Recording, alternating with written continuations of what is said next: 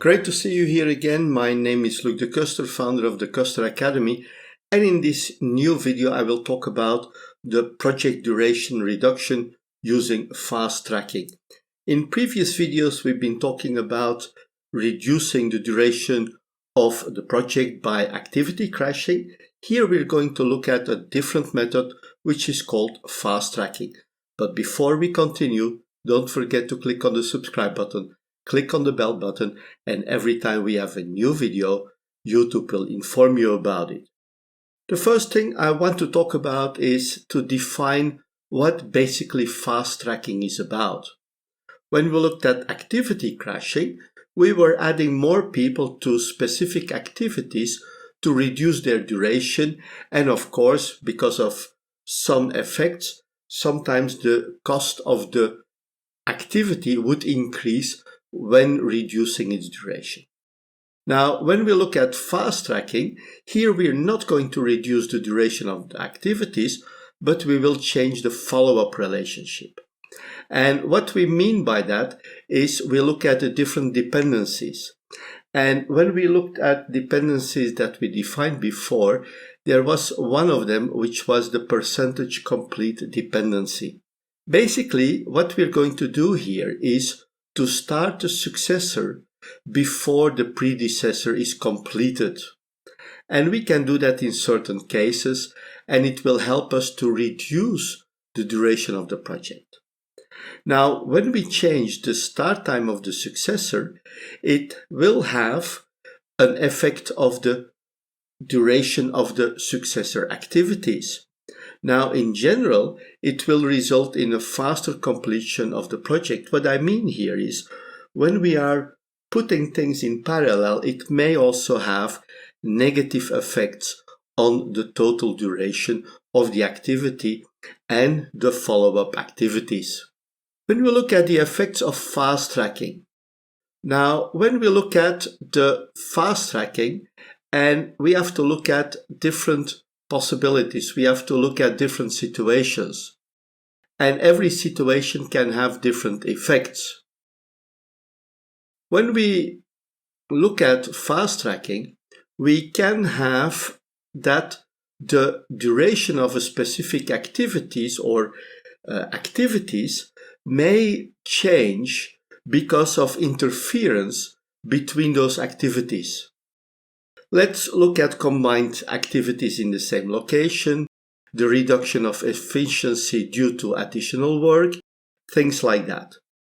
We also may have an effect on risks, because when we are changing the relationship between the activities, one of the elements that we will find out is that we're not always using what we call best practices principles. And best practice principles are in fact the principles or the way to do things that bring us the most efficient way to resolve something. When we look at fast tracking, it's also like we did in activity crashing that we apply the fast tracking on the critical path activities. When we don't do it on the critical path activities, this may have an important result because the project will not be reduced in duration. So it's basically very important to find out what are the activities that will help us when we fast track them to reduce the duration of the project. Now, when we look at fast tracking, we also have to look at the way we are identifying the changes on the critical path. We have to see that we still have the same critical path like we did in activity crashing. Critical paths may change, and we have to look at the totality of the solutions that we apply. The first thing we're going to do is going to look at the problem description. What do we have? What do we want to resolve?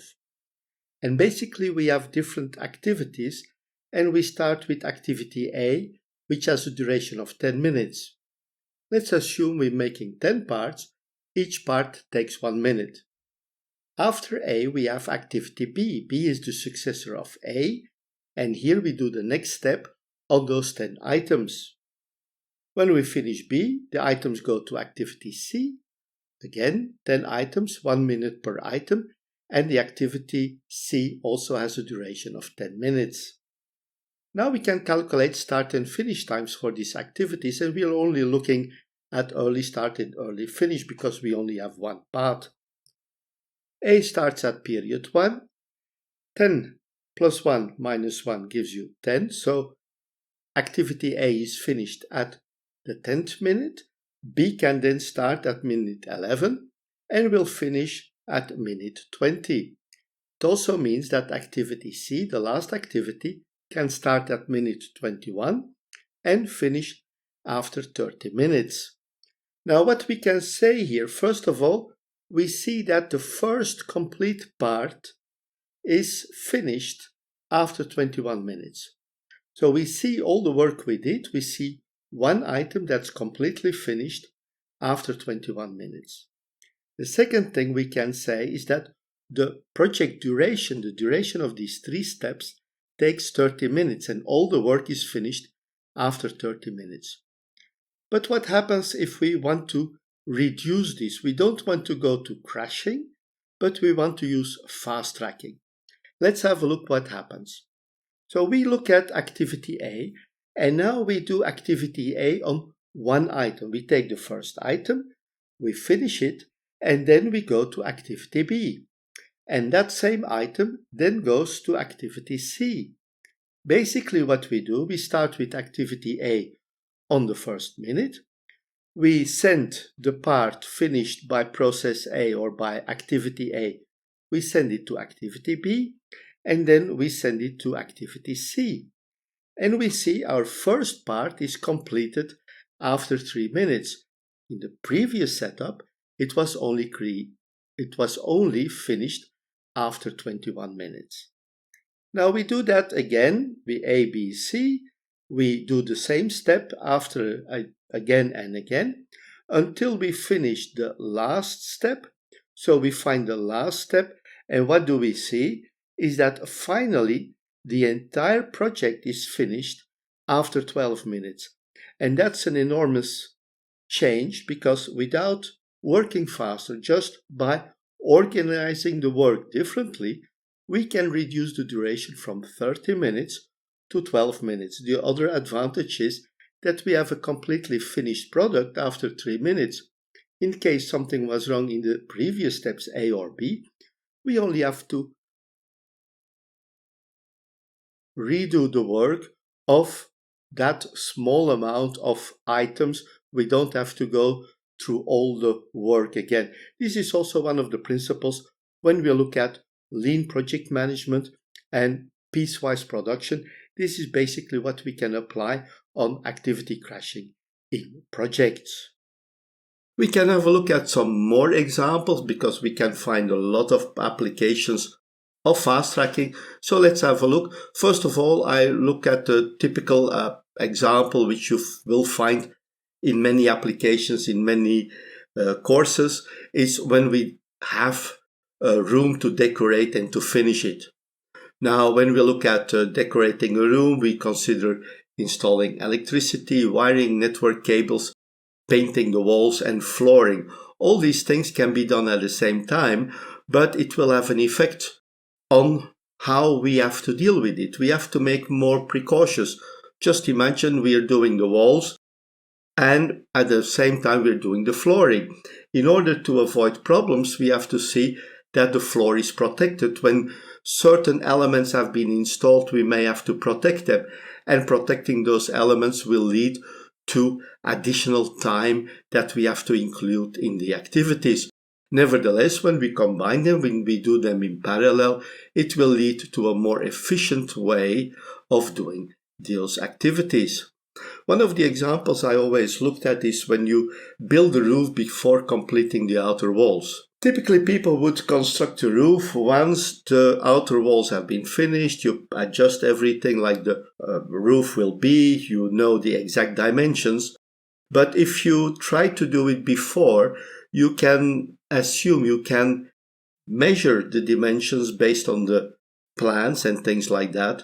And you have to, or you can create the roof before. Lifting the roof to the building, maybe implementing some special techniques that will cost a little bit more money. You may have to include some ways to adjust the roof when we put it on the system, when we put it on the building. But these are things that we can manage. Of course, we may have some additional risks that we have to include when we are doing this. So these are possibilities that we can do. Now, another element is what we can do when we write a manual, for example, for an app or for a program. Then we can start writing at the same time when we are developing the program, when we are writing some procedures. Now, the thing is that when we do the writing, it's possible that we have to redo some work because during the writing, or the programming, we find out that certain things are not working properly. So once we find out, when we adjust, we may have to redo the writing. But basically, since we are doing it in parallel, once the part of the work, the programming, has been completed, a little bit later, your manual will also be completed. You don't have to start the manual after completion of the programming. So that's what I wanted to talk to you about fast tracking. We will look into more examples. In the next video, I will bring an example, how we can do this, how we can find the best way to do the fast tracking, what are the results, and so on. And fast tracking is one of those methods that is very interesting to reduce duration of a project. So that was it for this video. Don't forget to click on the subscribe button, click on the bell button, and every time we have a new video, YouTube will inform you about it. Thank you very much and bye-bye.